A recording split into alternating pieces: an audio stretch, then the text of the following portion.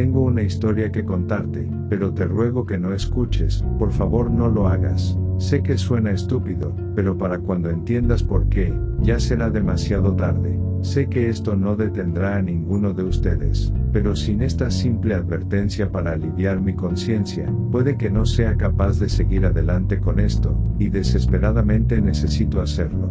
Déjame empezar desde el principio. Tengo un viejo amigo, Joe, a quien conozco desde la escuela primaria. Tengo casi 30 años, igual que él, y ha sido mi amigo durante al menos la mitad de ese tiempo.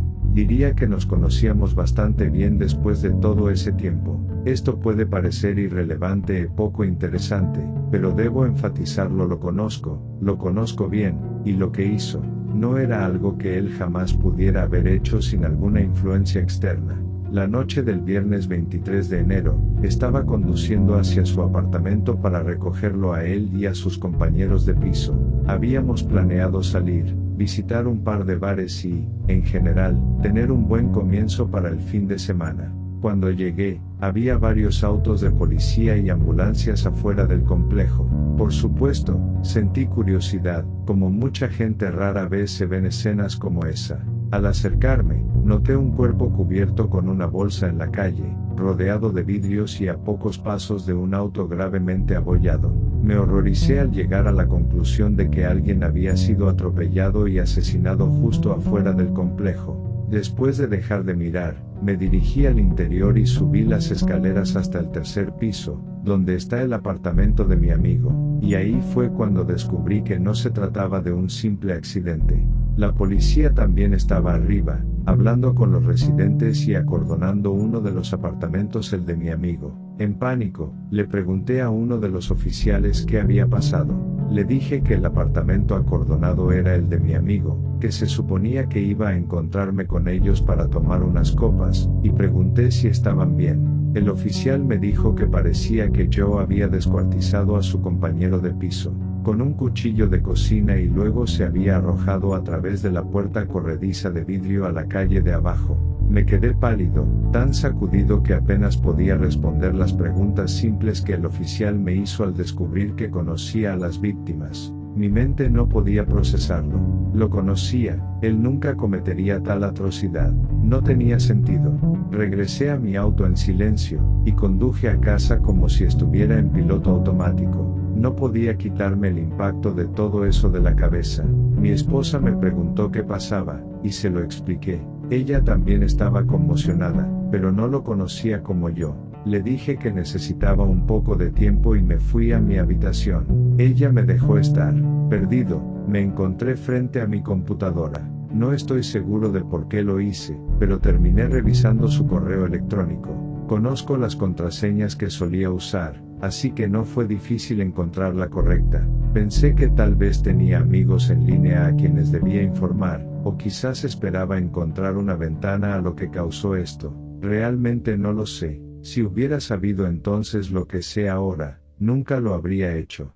Desplacé su bandeja de entrada buscando nombres familiares. Joe. Yo y varios amigos nos manteníamos en contacto en línea, y reconocí varios de esos nombres al instante.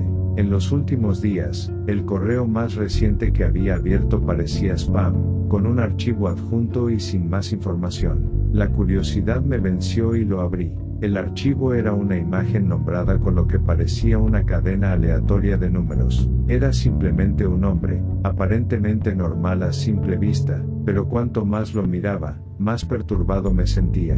Estaba de pie, mirando con una sonrisa siniestra e inquietante, con ojos que eran a la vez vacíos y enfocados al mismo tiempo. Esa terrible sonrisa parecía ensancharse cuanto más la miraba, y durante minutos estuve fijado en ese rostro horrible. Mis ojos ardían mientras me devolvía la mirada con igual intensidad. Finalmente, aparté la vista y encontré la única otra cosa en el correo, una sola palabra, una palabra que no puedo repetir, no todavía. Necesito contar mi historia. No pude soportar más la visión. Tuve que cerrarlo. Ese rostro seguía mirándome. Juro que podía sentir su mirada sonriente mientras intentaba salir de su correo, y sacar esa cosa horrible de mi mente. Noté la hora en que llegó: 23 de enero, 5:35 p.m. Se suponía que nos encontraríamos a las 6. Probablemente vio esto menos de media hora antes de morir. Durante los días siguientes, intenté sacármelo de la cabeza. Asistí al funeral de mi amigo, traté de seguir con mi vida, pero seguía sintiéndome inquieto. Cada vez que cerraba los ojos, sentía que alguien me estaba observando. Por las noches, comencé a tener pesadillas inquietantes. No podía recordar mucho de ellas al despertar, pero todas tenían los mismos elementos: ese hombre horrible sonriendo, sangre, violencia y muerte. No podía dormir bien. Estaba luchando en el trabajo, sentía tensión y estaba al límite. Necesitaba saber qué estaba pasando. Al principio, fue difícil saber qué buscar. Todo lo que tenía era esa imagen y una sola palabra que la acompañaba. Hombre sonriente es una búsqueda muy genérica, y hombre sonriente embrujado o hombre sonriente maldito no eran mucho mejores. Aún así, hice lo que pude con mis recursos limitados. Encontré una referencia a lo que pensé que era en un sitio web dedicado a conspiraciones, cosas paranormales y otras cosas que normalmente descartaría como pura basura. Sin embargo, esto no era natural, y estaba dispuesto a abrir mi mente a una explicación, ya que parecía desafiar cualquier cosa convencional. Lo que descubrí sobre este hombre sonriente fue que era una imagen que parecía circular entre foros y tableros de imágenes hace unos años. El artículo decía que la imagen era inofensiva, aunque un poco espeluznante, algo con lo que estoy totalmente en desacuerdo con lo de un poco, pero parecía que algo en ella, cuando se combinaba con una palabra clave desconocida, podía desencadenar episodios psicóticos extremos, irritabilidad, pesadillas y alucinaciones. Parecía ridículo simple texto y píxeles causando tanto daño. Y, sin embargo, ahí estaba yo, dándome cuenta de que había experimentado esas mismas pesadillas, irritabilidad y alucinaciones. Joe, obviamente, experimentó la psicosis, evidenciada por su repentino asesinato-suicidio. Me quedé atónito. Pensé que tenía que ser una broma, algún tipo de engaño extraño, pero sabía que había más que eso. Sabía lo que estaba sintiendo y conocía a mi amigo. Esa imagen y esa palabra tenía que ser la palabra clave, eran lo que desencadenaba todo. Dios mío, ¿esto me iba a pasar a mí también? ¿Iba a matar a mi esposa y luego a mí mismo? Empecé a entrar en pánico, pero mi mente racional no se rindió. Si solo era paranoia y alucinaciones, esas cosas no podían lastimarme, ¿verdad? Solo tenían poder si yo se lo daba. Decidí que terminaría con esto, lo sacaría de mi mente, lo racionalizaría cada vez que lo sintiera. Eso sería el fin de todo. Por mucho que mi cerebro racional me ayudara durante el día, no podía protegerme por la noche. Mis sueños continuaron degradándose, terminando conmigo despertando en medio de la noche con sudores fríos y el corazón acelerado. Empecé a tomar pastillas para dormir, aunque me negué a decírselo a mi esposa. No quería que se preocupara, aunque sabía que ella podía notar que algo estaba mal conmigo. Las pastillas no hicieron nada, de hecho, parecían hacer mis sueños más vívidos. Podía recordarlo todo al despertar, cada detalle horrible y sangriento, ese rostro inhumano sonriendo. Descubrí que comencé a caminar dormido. La primera noche desperté acurrucado en la bañera, luego en la cocina 3 días después, con un cuchillo en la mano, y los restos ensangrentados de un labrador negro a mis pies. No puedo recordar qué pasó después de eso. Sé que limpié al perro y lo escondí en una bolsa de basura. Dije que se había escapado en la noche y se perdió. Estaba aterrorizado. No tenía idea de qué hacer. Intenté medicarme fuertemente. Guardé todos los cuchillos en la casa bajo llave. Mi esposa sabía que algo estaba terriblemente mal, pero me negué a decir nada.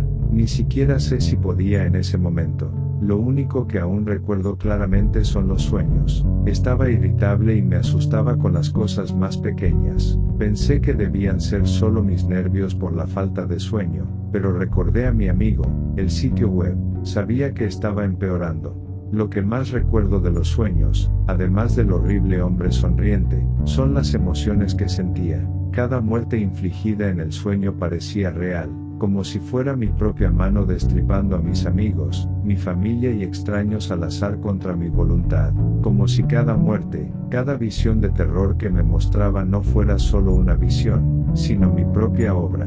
Cada muerte horrible en el sueño hacía que su sonrisa se ensanchara un poco más. Quería que me quebrara, quería que me convirtiera exactamente en lo que me estaba mostrando, quería que me convirtiera en él. Así que vengo aquí a contarte esto porque estoy desesperado, necesito ayuda.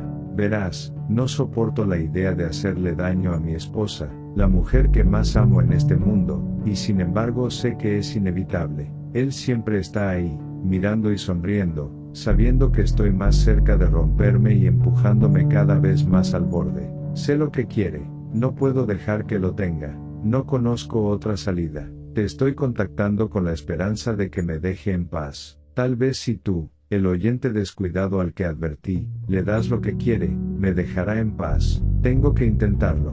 No sé qué más hacer. Lo siento mucho. Espero que puedas perdonar a un hombre por actuar en desesperación.